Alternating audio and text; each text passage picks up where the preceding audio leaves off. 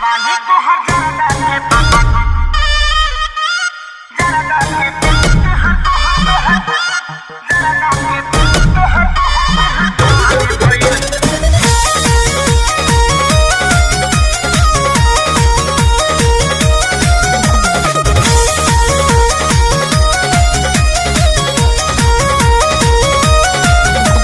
होठो पर लिपस्टिक बका था कलर के चुना जस गोर भइल गलिया निखर के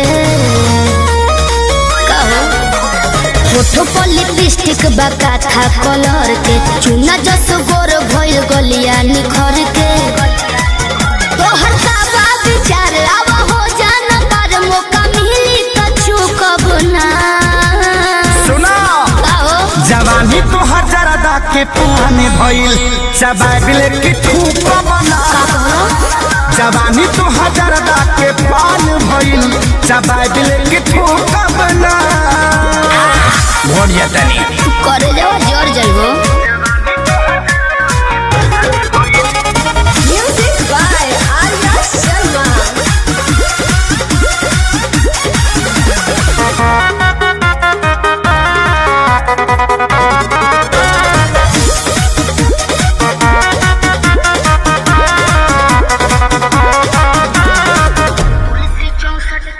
तुलसी 64 की मामी ये राजा भइल बा मोर अंगड़ाई यही से ताव पता चाव से दिया खानी की नहसा हो जाई पावर बहु प्यास लगी तुलसी 64 की मामी ये राजा भइल बा मोर अंगड़ाई यही से ताव पता चाव से दिया खानी की नहसा हो जाई मन भइल बगिल पानी डलबा त सुख बना अच्छा हाँ जवानी तो हर जरदा के पुराने भइल चबाबिल की थूक बना जवानी तो हर जरदा के पानी भइल चबाबिल की थूक बना मछिया के गिर जाइबो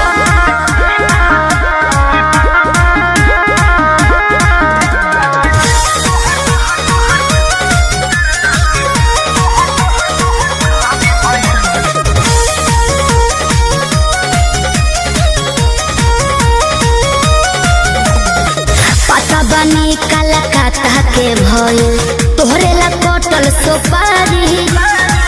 इहे बकारम करी उठी सुती पारन आदत लगवल खेसारी